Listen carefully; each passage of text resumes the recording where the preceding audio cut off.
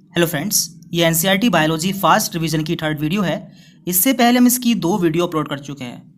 इस वीडियो में हम ऐसे पॉइंट्स देखते हैं जो कि आपके एग्जाम के लिए बहुत इंपॉर्टेंट है, क्योंकि ये सभी पॉइंट एनसीईआरटी में दिए हैं और आने वाले एग्जाम के लिए भी आपके लिए बहुत इंपॉर्टेंट है।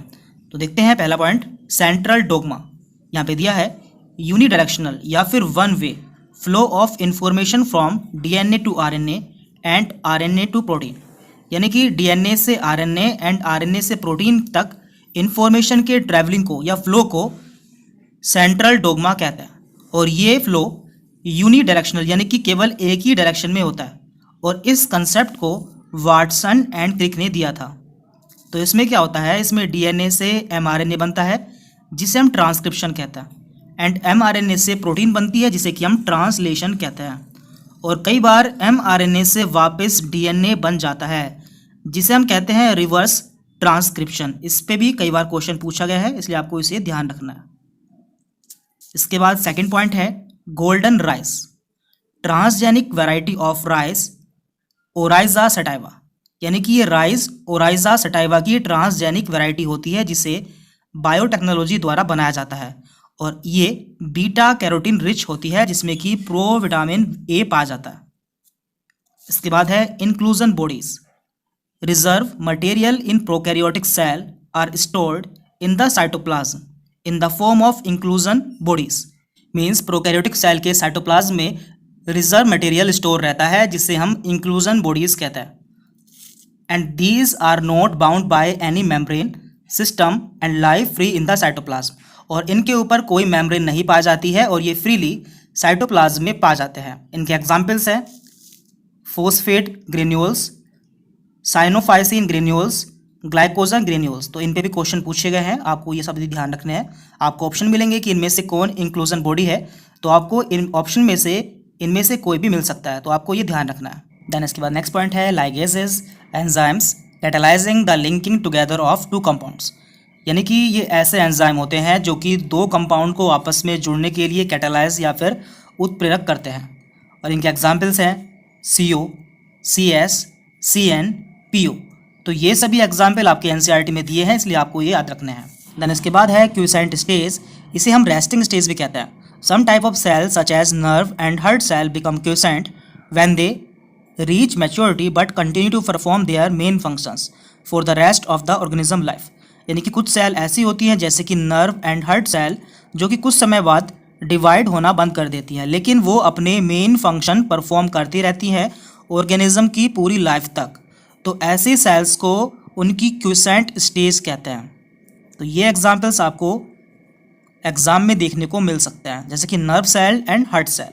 यानी इसके बाद है porins are proteins that form huge pores in the outer membrane of the plastid mitochondria and some bacteria allowing molecules up to the size of small proteins to pass through। Porins protein होते हैं जो कि बड़े pores के रूप में plastid mitochondria and some bacteria की outer membrane में पा जाता है, और ये उनके अंदर कुछ प्रोटीन के साइज के मोलिक्यूल्स को आने के लिए अलाउ करता है। तो ये भी बहुत ही इंपॉर्टेंट पॉइंट है, इसमें एम्स में क्वेश्चन पूछा गया है। इसके बाद है water potential of pure water is zero, pure water का वाटर पोटेंशियल जीरो होता है, ये भी बहुत इंपॉर्टेंट पॉइंट है। देन इसके बाद है plasticity, plants follow different pathway in response to environment और phases of life to form different kind of structure. Plants तरह तरह के स्ट्रक्चर बनाने के लिए एनवायरनमेंट और फेजेस ऑफ लाइफ के रेस्पॉन्स में डिफरेंट पाथवे फॉलो करते हैं, और इसे ही प्लास्टिसिटी कहते हैं। इसके एग्जाम्पल्स हैं हेट्रोफिली या हेट्रोफाइली इन कॉटन, कोरिएंडर एंड लक्सपुर। तो ये तीनों एग्जाम्पल्स आपके एनसीईआरटी में दिए हैं और इनसे क्वेश्चन पूछे जाते हैं।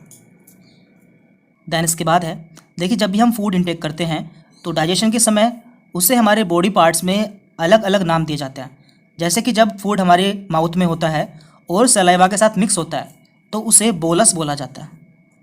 देन इसके बाद जब वो हमारे स्टमक में आता है और हमारे गैस्ट्रिक जूस के द्वारा साथ मिक्स होता है तो उसे काइम बोला जाता है।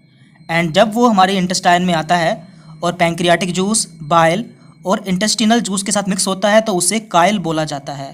तो आपको ये तीनों नाम याद रखने हैं। Sound box, larynx is a cartilaginous box which help in sound production and hence called the sound box. Larynx एक कार्टिलेजिनस बॉक्स होता है जो कि साउंड प्रोडक्शन में हेल्प करता है, इसलिए लैरिंक्स को साउंड बॉक्स कहा जाता है। ये क्वेश्चन कई बार आपसे पूछा गया है, इसलिए आपको इसे भी ध्यान रखना है।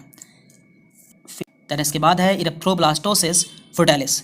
देखिए, जब भी किसी RH पॉजिटिव फादर या फिर मेल की RH नेगेटिव फीमेल से मैरिज होती है तो उनके बच्चे की RBC डिस्ट्रॉय होने लगती है, जो कि फेटल टू फीटस और could cause severe anaemia and jaundice, जो कि बच्चे के लिए खतरनाक होती है और उसमें सीवियर एनीमिया या फिर जॉन्डिस कोज कर सकती है। तो आपसे ये भी क्वेश्चन पूछा जाता है, ये भी आपके लिए इंपॉर्टेंट है।